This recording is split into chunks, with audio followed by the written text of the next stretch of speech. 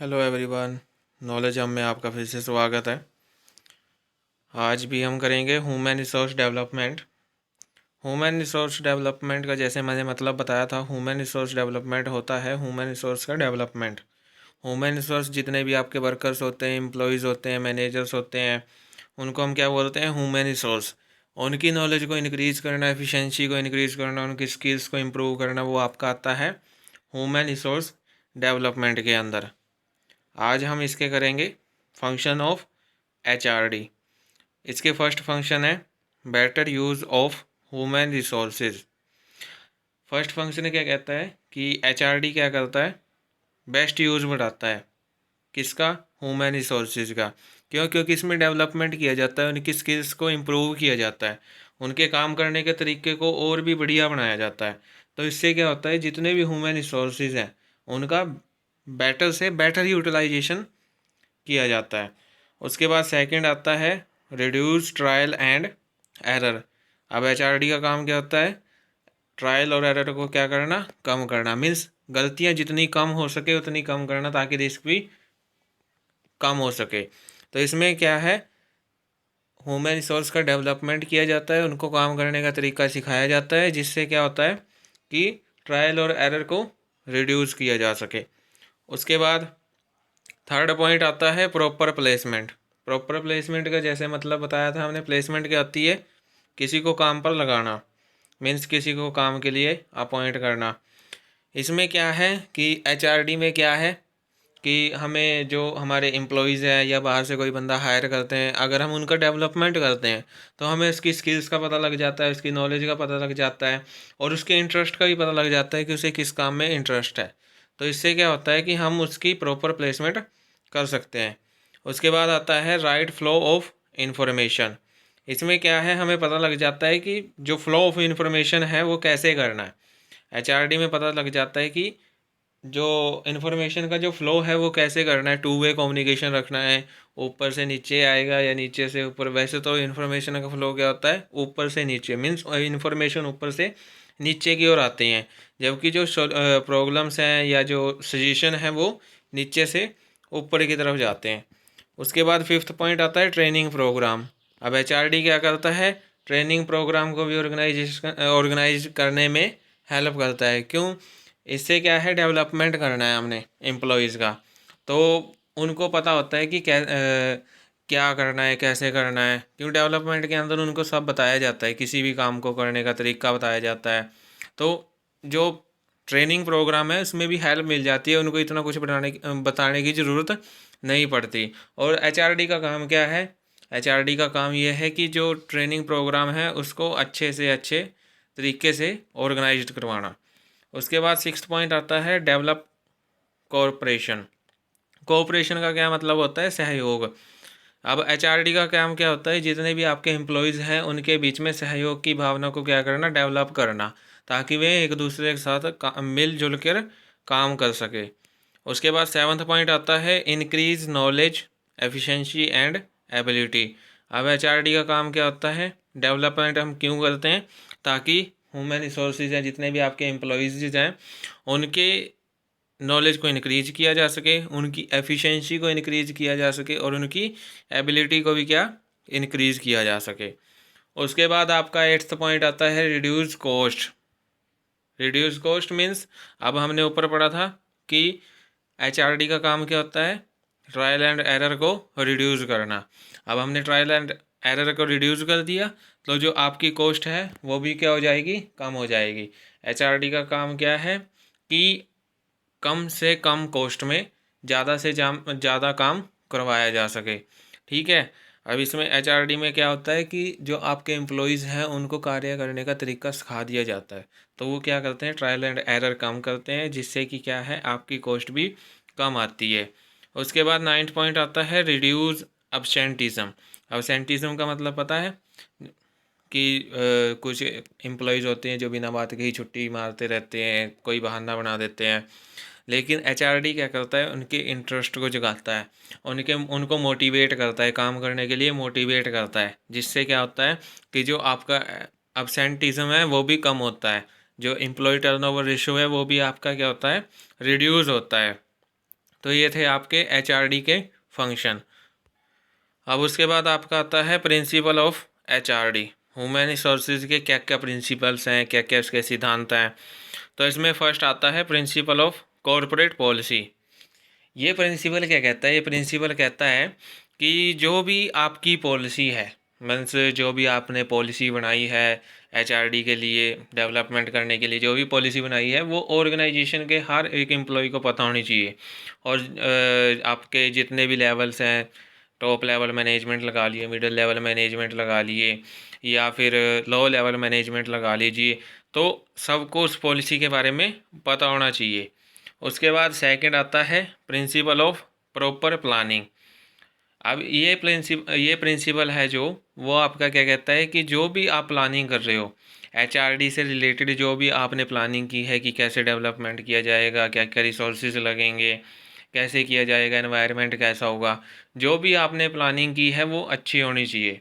Means planning एक proper तरीके से एक सीक्वेंस में चलने वाली प्लानिंग होनी चाहिए। और उस प्लानिंग के बारे में जिसका डेवलपमेंट करना है और जिसको भी डेवलपमेंट करना है, उन दोनों को इस प्लानिंग के बारे में प्रॉपर तरीके से पता होना चाहिए, अच्छे से पता होना चाहिए। उसके बाद थर्ड पॉइंट आता है प्रिंसिपल ऑफ मैनेजमेंट सपोर्ट।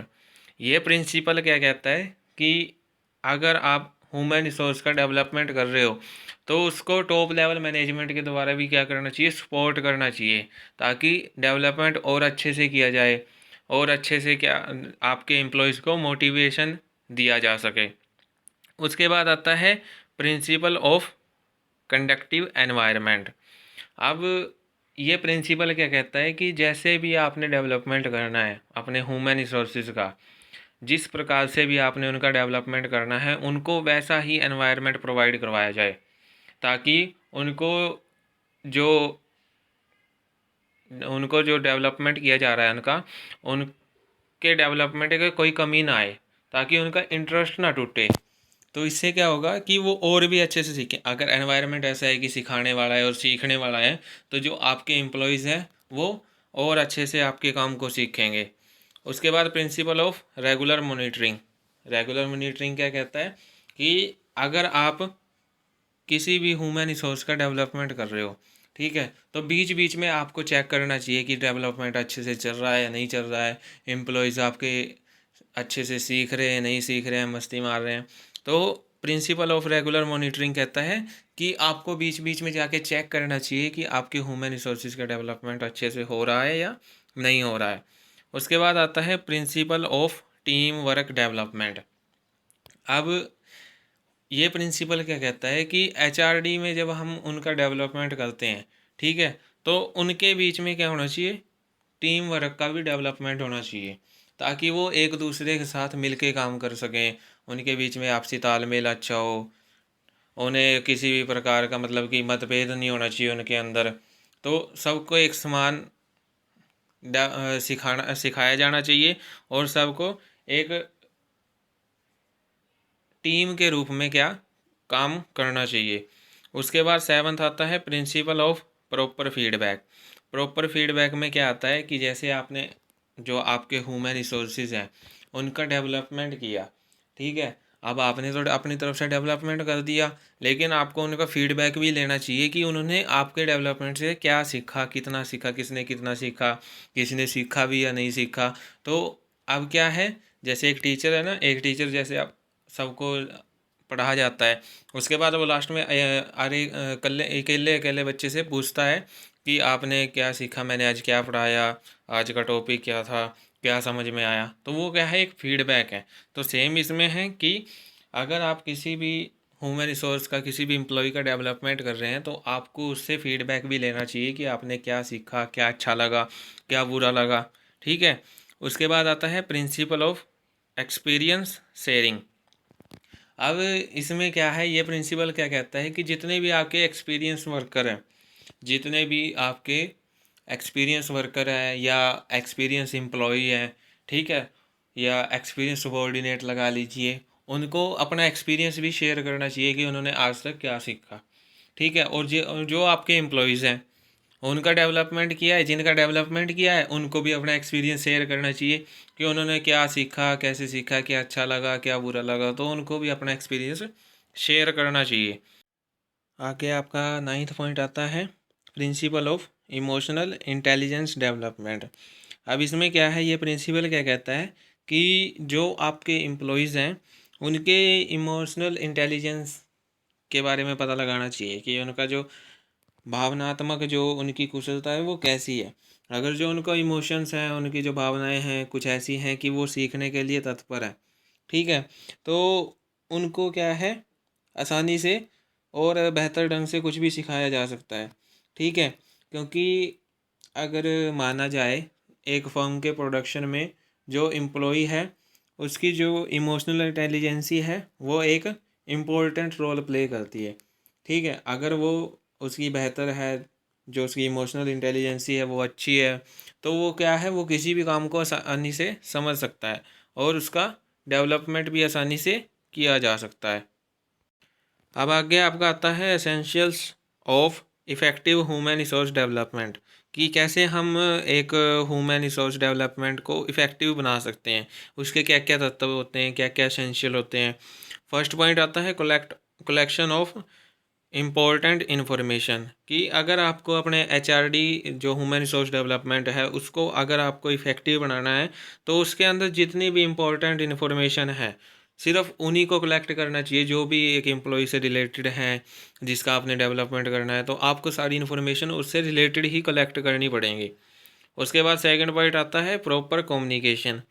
अब एचआरडी अगर आपको इफ़ेक्टिव बनाना है, ह्यूमन रिसोर्स डेवलपमेंट को आपको इफ़ेक्टिव बनाना है, तो आपको क्या है फ्लो ऑफ इंफॉर्मेशन जो भी है वो आपको अच्छा रखना पड़ेगा, उनके बीच में प्रॉपर कम्युनिकेशन रखना पड़ेगा। मीन्स उनको डेवलपमेंट करते हुए क्या क्या दिक्कतें आ रही हैं या कोई रिसोर्सेज जो उनके लिए इम्पोर्टेंट है, सीखने के लिए इम्पोर्टेंट है वो नहीं है, तो क्या है एम्प्लॉयज़ और जो उनको सिखा रहा है, जो उनका डेवलपमेंट कर रहा है, उनके बीच में क्या होना चाहिए, प्रॉपर कम्युनिकेशन होना चाहिए, तभी आपका एचआरडी इफेक्टिव माना जाएगा। उसके बाद थर्ड पॉइंट है डेवलपमेंट ऑफ ह्यूमन रिसोर्सेज। ये तो इम्पोर्टेंट पार्ट है। अब यहाँ पे जो डेवलपमेंट है वो किसका किया जा रहा है, ह्यूमन रिसोर्सेज का। तो ये क्या कहता है, अगर आपको इफेक्टिव बनाना है अपने एचआरडी को, ठीक है, तो उसके अंदर सिर्फ ह्यूमन रिसोर्सेज का डेवलपमेंट किया जाना चाहिए और वो भी बेहतर तरीके से किया जाना चाहिए। उसके बाद ह्यूमन रिसोर्स प्लानिंग।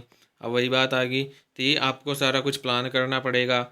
ये तो है नहीं कि आपके फर्म में एम्प्लॉई आए, आपने उसको देखा कि इसको तो डेवलपमेंट की ज़रूरत है और आपके पास कोई प्लानिंग नहीं है और आपने उसको डेवलपमेंट के लिए लगा दिया, तो क्या है, इससे आपका एचआरडी इफ़ेक्टिव नहीं होता।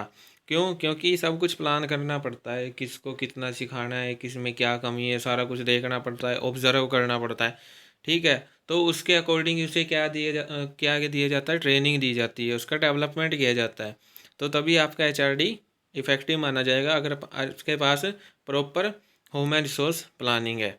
उसके बाद फिफ्थ क्या है, प्रॉपर डेवलपमेंट प्रोग्राम। अगर आपको अपने एम्प्लॉयज़ का डेवलपमेंट करना है तो आपके पास क्या है, प्रॉपर प्रोग्राम होना चाहिए उसके डेवलपमेंट के लिए। अगर आपके पास प्रोग्राम नहीं है तो आप क्या है, उसका डेवलपमेंट नहीं कर सकते। अगर आपने एक प्रोग्राम को ऑर्गेनाइज ही नहीं किया, आपने ट्रेनिंग प्रोग्राम को ऑर्गेनाइज नहीं किया, तो आप उसका डेवलपमेंट नहीं कर सकते। तो ये क्या कहता है कि अगर आपके एचआरडी को आपने इफ़ेक्टिव बनाना है तो उसके लिए एक एसेंशियल क्या है, प्रॉपर डेवलपमेंट प्रोग्राम। उसके बाद सिक्स्थ पॉइंट आता है प्रॉपर फीडबैक। जैसे ऊपर था ना, प्रॉपर कम्युनिकेशन। अगर आपने अपनी बातें सुना दी, उनकी बातें थोड़ी बहुत सुन भी ली, अब लास्ट में आपने उनका डेवलपमेंट कर दिया, तो उनका फीडबैक भी तो लेना है कि उन्होंने क्या सीखा, कितना सीखा। अगर आपको अपनी टीचिंग को भी मान लीजिए अगर अफेक्टिव बनाना है तो आपको क्या करना होगा, प्रॉपर फीडबैक लेना होगा, ताकि आप उनकी कमियों को भी पूरा कर सकें और आप अपनी कमियों को भी पूरा कर सकें, ठीक है। उसके बाद एचआरडी को अगर आपने इफेक्टिव बनाना है तो आपको प्रॉपर फीडबैक लेना पड़ेगा कि क्या क्या आपकी ट्रेनिंग में कमियां थी, उनको कैसे पूरा किया जा सके, या फिर एम्प्लॉय को आपकी ट्रेनिंग में क्या क्या अच्छा लगा, ठीक है। तो ये क्या है, इफेक्टिव एचआरडी के एसेंशियल है। उसके बाद आपका सेवन्थ पॉइंट आता है एक्सपीरियंस वर्कर और सुबॉर्डिनेट। अब आपका एचआरडी कब इफेक्टिव माना जाएगा, अगर उसके अंदर जो सिखाने वाले हैं और जो सीखने वाले हैं वो क्या है, एक्सपीरियंस हो, उनको पता हो कि कैसे सीखना है, ठीक है। और जो आपके वर्कर हैं, जो सबऑर्डिनेट हैं, उनको भी पता होना चाहिए कि उनको क्या सिखाना है, कैसे सिखाना है। उनको पूरा एक्सपीरियंस होना चाहिए सिखाने का। एक टीचर टीचिंग अच्छी कब कर सकता है, जब उसे एक्सपीरियंस हो कि उसे पढ़ाना क्या है, उसे कैसे जो अपने स्टूडेंट्स हैं उनको कैसे हैंडल करना है। ठीक है, तो आपका जो इफ़ेक्टिव एचआरडी है उसका ये एक एसेंशियल माना जाता है, जिसमें क्या है, आपका जो वर्कर है, जो सबऑर्डिनेट है, जो भी डेवलपमेंट कर रहा है, उसको पहले एक्सपीरियंस होना चाहिए कि कैसे सिखाना है। उसके बाद 8th पॉइंट है प्रॉपर एनवायरनमेंट।